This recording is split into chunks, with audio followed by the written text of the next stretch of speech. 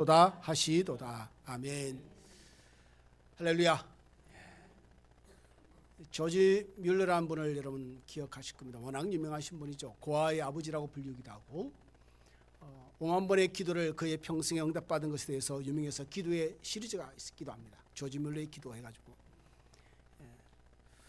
근데 처음부터 그렇게 거룩하고 온전한 믿음의 삶을 살았던 사람은 아닙니다. 그는 어릴 때 힘든 삶을 살았는데 16살 때는 어떨 때는 여러분 술과 여자와 도박에 빠지기도 하고, 그리고 절도죄로 감옥에 갇히기도 합니다. 그렇게 삶을 살았었죠. 그러다가 20살 때 예수를 만납니다. 성경에 기록된 그리스도를 만나죠. 성경에 기록된 예수를 만나고 난 뒤에 그는 완전히 삶이 180도 바뀌게 됩니다. 고민을 하게 됩니다. 내가 예수를 만났는데 앞으로 내 삶을 어떻게 살아야 될까? 그리고 그분께 표대를 정하고 방향을 정해서 삶을 완전히 바꾸기로 작정을 하게 되죠. 그 위의 삶은 오직 하나님을 위해 사는 삶이었습니다. 고아를 위해서 평생을 바치고, 그것도 넉넉한 재물이 있는 것도 아니죠. 기도 가운데 고아들을 먹이고 입히며 그렇게 살아왔던 사람입니다. 그의 재산이 한 $15,000 정도 있는데, 당신은 엄청난 큰 돈이지만 다 고아들을 위해서, 이웃들을 위해서 그 돈을 다 사용합니다. 그가 나중에 죽을 때 남겨놓은 유산은 $1,000 정도만 남습니다. 하나님은 이러기를 원합니다.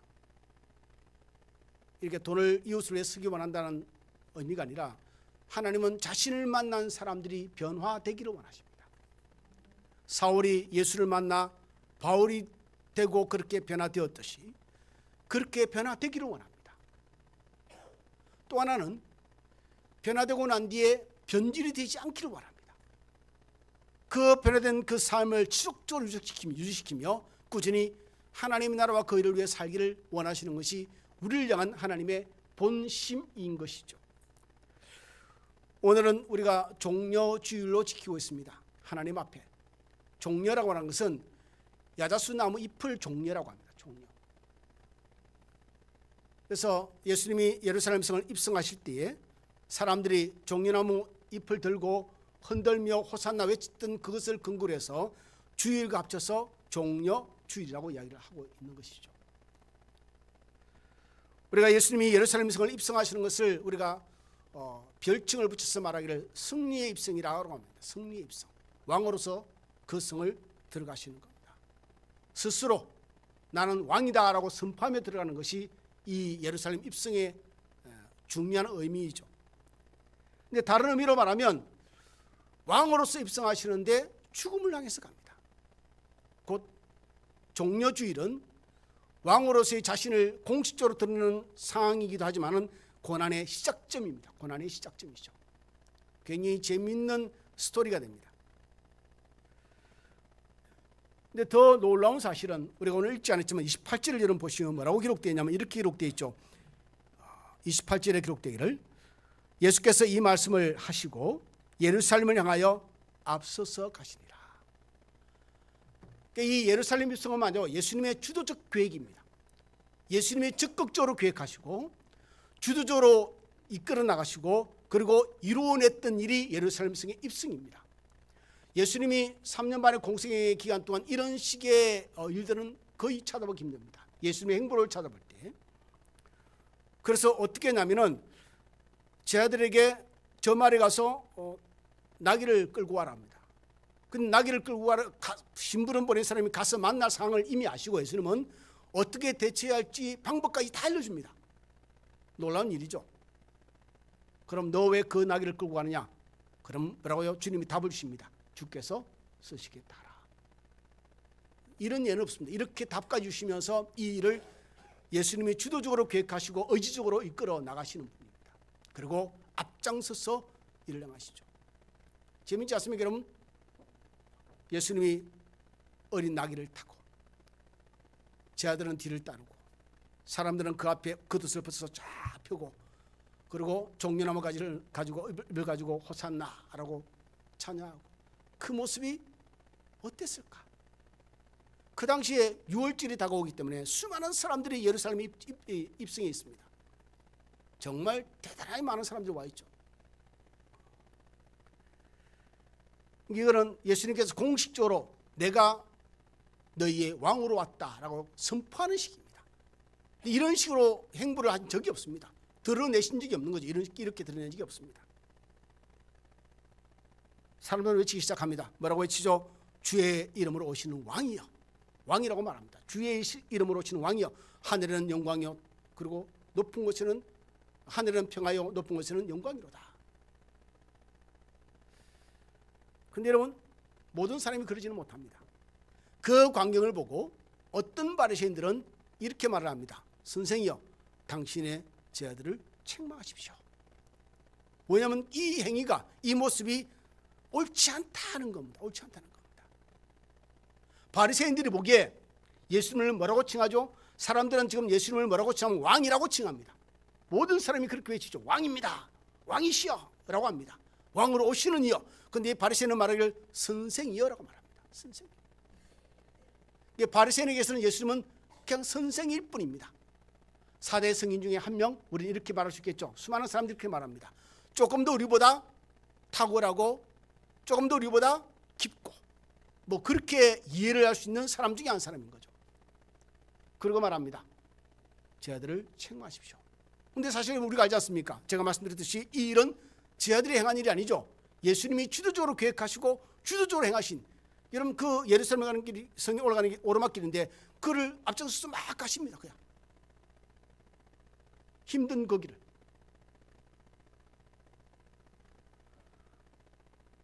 오늘날도 마찬가지지 않을까. 자기 의지가 강하고 자기 주장이 강하고 자기 틀에 스스로 자신을 갇혀놓은 사람은 하나님의 음성이 들리지 않습니다. 하나님이 보여주고 싶어도 볼 수 없습니다. 눈이 가려진 것과 마찬가지입니다. 어떤 목사님이 그런 말을 하죠. 여러분, 하나님이 지금 말씀을 안 하시는 것이 아니라 백성들이 귀가 어두워서 하나님 말씀을 듣지 못합니다.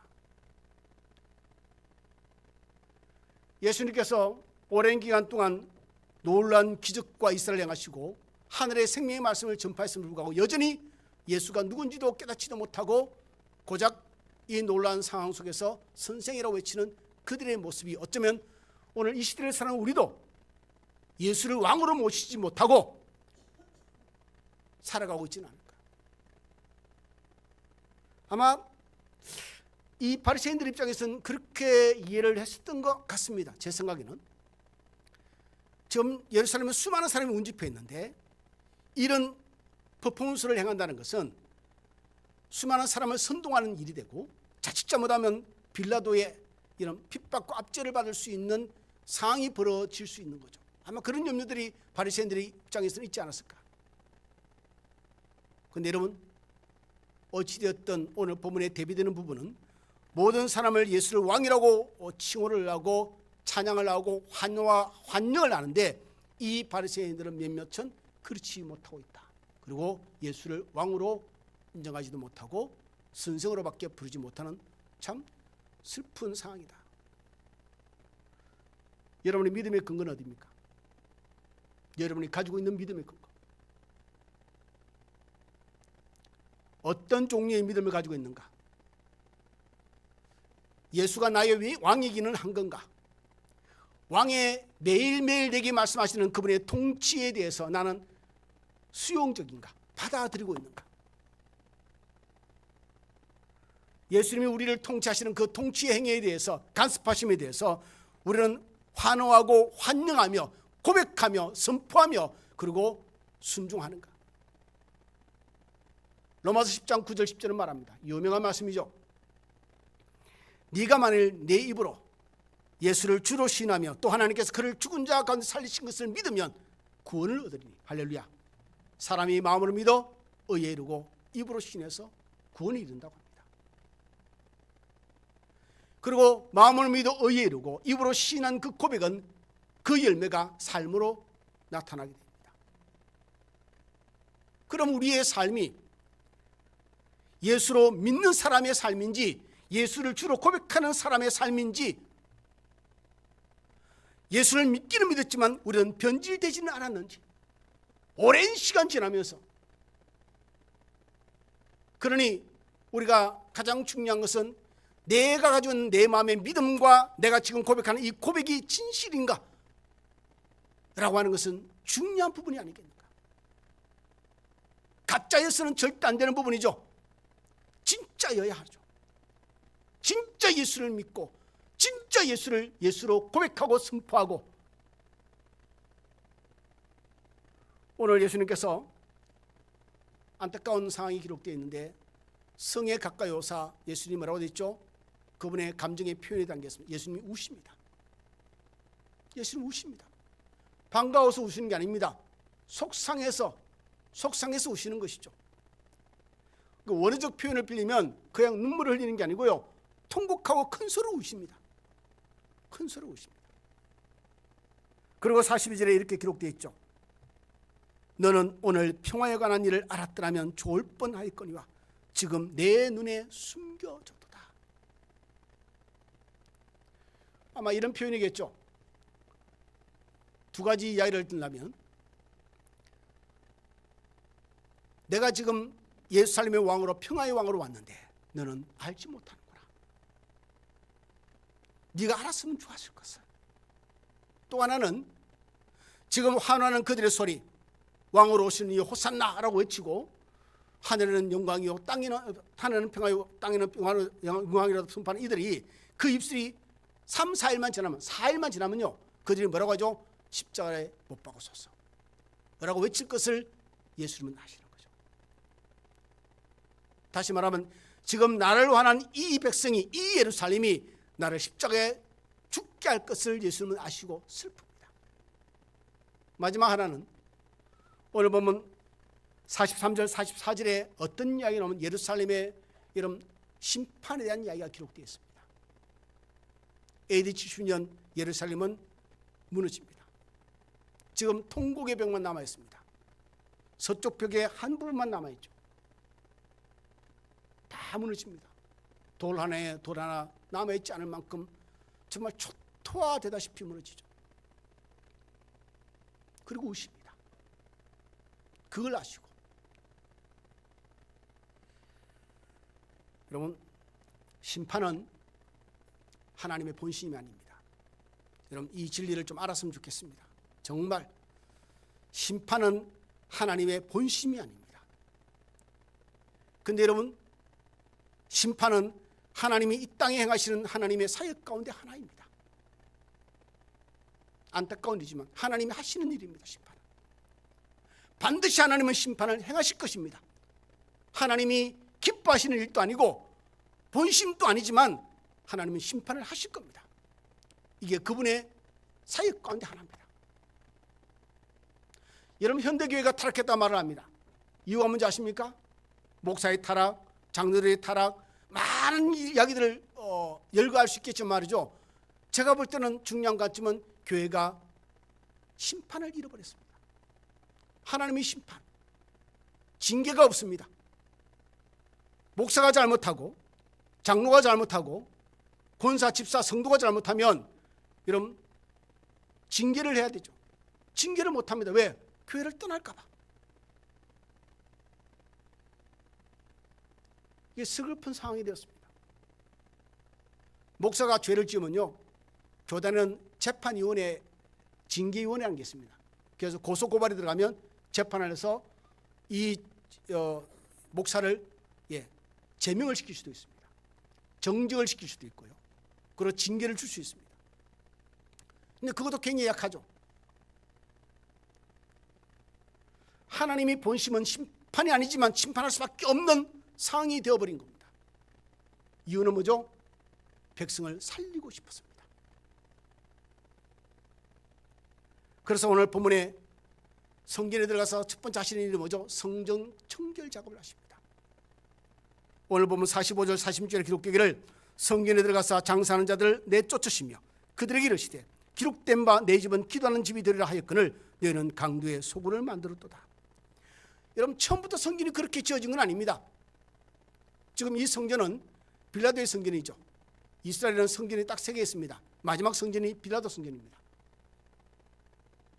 그러니까 솔로몬 성전 다음에 스룹바벨, 그리고 빌라도 마지막 성전은 정말 이 세 가지 성전 가운데 가장 크고 웅장하게 지은 것이 마지막 이 성전입니다. 헤롯 성전, 헤롯 성전이죠. 그런데 이게 여러분 처음부터 여러분 이렇게 장사꾼을 드리고 그렇게 강도의 소굴을 만든 게 아닙니다. 아름답게 잘 지어졌습니다. 시간이 지나면서 대제사장들이 소위 말하면 돈에 욕심이 생기고 사람들에게 이방인의 뜰을 내어주며 장사하도록 했습니다. 핑계는 좋죠. 사람들이 제사를 드리러 올 때 제물을 가져오기가 불편하니까 여러 가지 핑계를 대고 그리고 이방인의 뜰을 내어주며 장사치들이 성전 안에 가득하게 만들어 놓았습니다. 저와 여러분의 삶이 이와 비슷하지 않습니까, 여러분? 세상 사는 게 바빠서 좀 더 잘 먹고 살기 위해서 그리고 좀 더 부유한 삶을 위해서 내가 원하는 것들을 손에 쥐고 싶어서 우리는 신앙에 대한 타협을 세상과 하게 됩니다. 주일에 대한 것도 11주에 대한 것도 시간에 대한 것도 헌신에 대한 것도 하나님을 섬기는 게 우선과 가장 소중한 것이 아니라 내가 삶에 내가 급한 일들을 처리하고 성공적인 삶을 사는 게 우선 가치가 되어버립니다. 그래서 우리의 신앙이 정결하게 남아있는 원래의 그 신앙이 아니라 변질이 되어버립니다. 변질. 변화가 아니고 변질이 되어버립니다. 세상과 타협하고 물질을 쫓다 보니 성전이 어떻게 됐죠? 강도의 소굴이 되었습니다.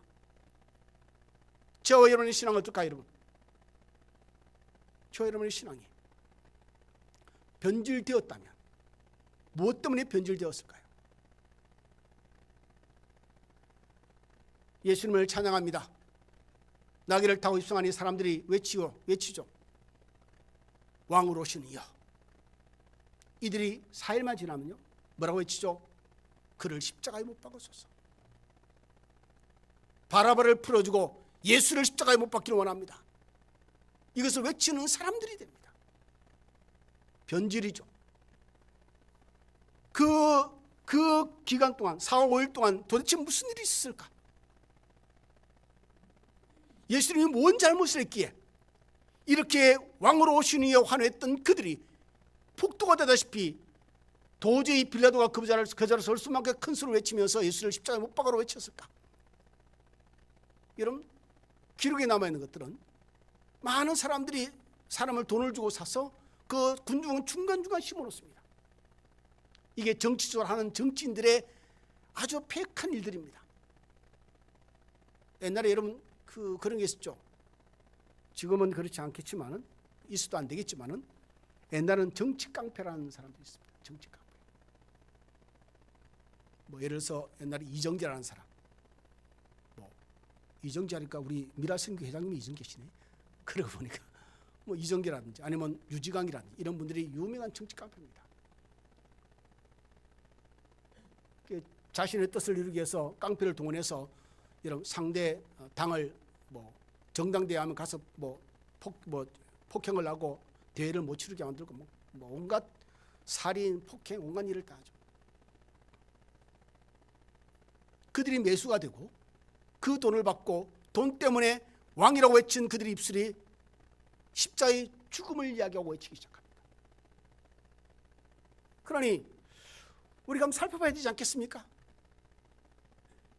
이 시간은 하나님을 찬양하지만 예배를 끝나고 세상 나가서 우리의 마음 중심과 우리의 입술에는 어떤 이야기들이, 어떤 말들이, 어떤 생각들이 우리의 삶을 지배하고 통치하고 우리를 끌어갈까?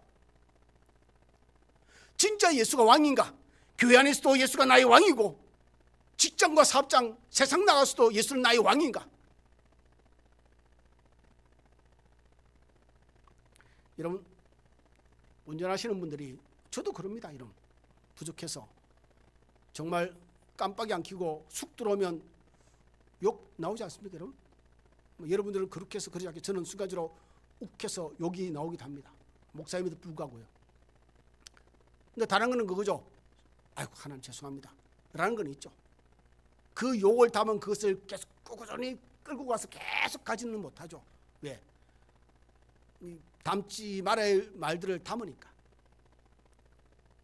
쉬운 게 아닙니다. 여러분.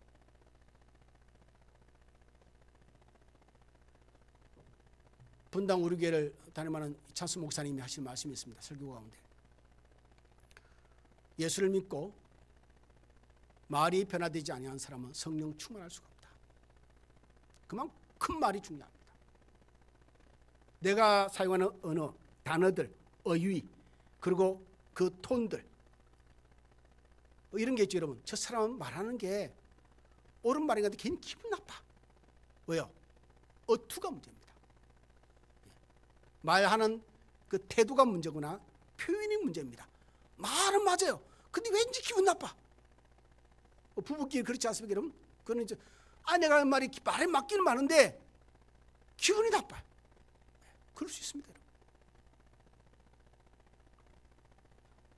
한번 우리가 살펴봐야 됩니다. 내가 호산나 다윗의 자녀여, 왕으로 오시는 이여 라고 얼마든지 외칠 수 있죠. 찬양을 누구보다 거룩하게 할 수 있고 아름답게 할 수 있습니다. 근데 그 다음에 우리는 또 이렇게 할 수 있죠. 예수를 모른다 말할 수 있고, 그리고 예수를 아예 모르는 사람처럼 살아갈 수도 있고, 예수를 아예 입에 담지 않고 살아갈 수도 있겠죠. 기분이 좋을 때는 할렐루야고, 기분이 나쁠 때는 아예 등을 돌리고 살지는 않는지. 그러면 예수님 보실 때 참 슬픈 모습이 아닐까. 예수님이 오늘 예수를 보시고 우셨다고 했는데 또 우시지 않을까. 어느 순간 이 예수님을 환호했던, 예루살렘 성을 입성하시는 예수님을 환호했던 그들의 마음이 냉랭해졌습니다. 그리고 나중에 예수를 십자가에 못 박아 외치는 자리에 서게 되죠. 저와 여러분도 그러지 않겠습니까? 여러분 어떻습니까? 여러분, 예수를 믿는 일에 성실하십니까? 기도하는 일에 성실하고 신자로서 살아가는 일에 성실하십니까? 그러지 못하는 이유가 뭘까요? 아마 이들은 그게 돈이었을 겁니다. 자기들의 기득권이었겠죠. 예수를 죽인 자들은 그들의 위치를 잃어버릴 것은 두려움이 컸겠죠. 우리는 어떤 이유 때문에, 근데 대부분 그것이 다른 이유가 아닙니다. 자기 자존심이거나 돈을 좀 더 벌기 위해서, 세상적으로 성공하기 위해서, 그런 이유들입니다. 그런 이유 때문에 우리는 하나님께 집중하지 못하는 것이죠. 하나님 우선순위의 삶을, 예수님은 제일주의의 삶을 못 사는 것입니다. 이것을 아시고 예수님이 우셨습니다. 그리고 성전에 들어가서 내어 쫓으시며 강도의 소홀로 만든 그것을 정결케 되기를 원하셨던 것이죠. 오늘 이 시대를 향한 우리를 향한 하나님과도 똑같으리라 생각합니다.